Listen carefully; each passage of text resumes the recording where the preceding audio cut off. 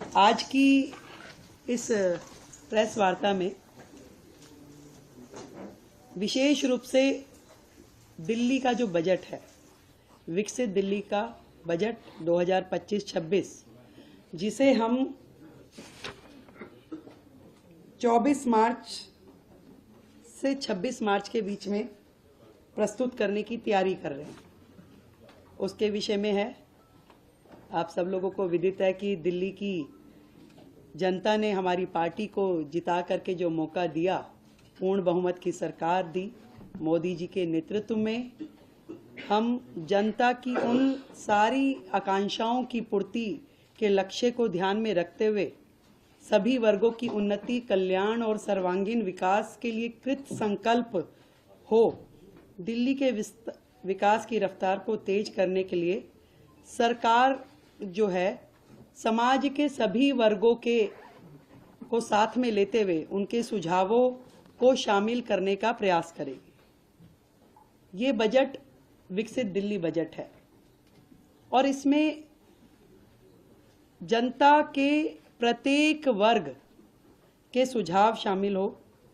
इस संकल्प पत्र में जो फोकस के क्षेत्रों में हमने महिलाओं को आर्थिक सहायता, स्वास्थ्य सेवा का विस्तार, सार्वजनिक परिवहन को बढ़ावा, प्रदूषण को कम करना, नौकरियां, शिक्षा की बेहतर व्यवस्था, गरीबों को सस्ती पौष्टिक भोजन, वरिष्ठ नागरिकों का कल्याण, यमुना नदी की सफाई, कल्याणकारी योजनाओं को जारी रखना जैसे महत्वपूर्ण विषय हमारे संकल्प पत्र में शामिल थे।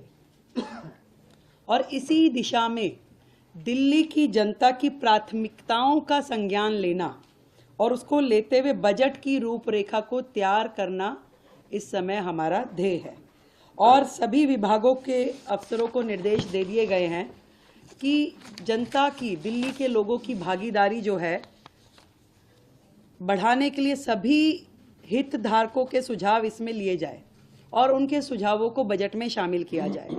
इस निमित्त दिल्ली सरकार की ओर से एक वेबसाइट, ईमेल आईडी विकसित दिल्ली बजट -25@delhi.gov.in और एक WhatsApp number 9999962025 WhatsApp number, email ID हमने जारी की है, जिसमें लिखित में दिल्ली का कोई भी व्यक्ति अपने सुझाव दे सकता है। इसके अलावा जो अलग अलग वर्ग दिल्ली में हैं, जितने महिला संगठन हैं, उन महिला संगठनों से संवाद करने के लिए हमने 5 मार्च को इसी विधानसभा परिसर में दिल्ली के अलग अलग कोने से महिला संगठनों को आमंत्रित किया है, ताकि उनके सुझाव विकसित दिल्ली बजट में शामिल हो सके। इसी तरीके से 5 तारीख को ही शाम को शिक्षा जगत से जुड़े हुए लोग, उनको हमने आमंत्रित किया है कि वो अपने सुझाव हमें दें। 6 तारीख को दिल्ली के व्यापारिक औद्योगिक संगठन इसी विधानसभा परिसर में हम आमंत्रित कर रहे हैं कि वो अपने लिखित में सुझावों के साथ आएं और हमें वो दें। इसी श्रृंखला में जितने भी दिल्ली के, मैंने कहा कि कंसर्न्ड लोग हैं, जैसे कि हमारा दिल्ली देहात, किसान, ये सभी शिक्षा जगत के लोग, युवा, इन सबको हम, हमारे मंत्रीगण, हमारे विधायकगण संपर्क करेंगे, मिलेंगे और उनके सुझाव लेंगे। अनऑथराइज कॉलोनी, झुग्गी, प्रोफेशनल्स, हर वर्ग, हम सबका प्रयास रहेगा कि दिल्ली का ये बजट जनता का बजट होगा और इसमें उनके हित से जुड़े हुए प्रत्येक एस्पेक्ट को हम कवर करें, उनके सुझावों पे हम अमल करें।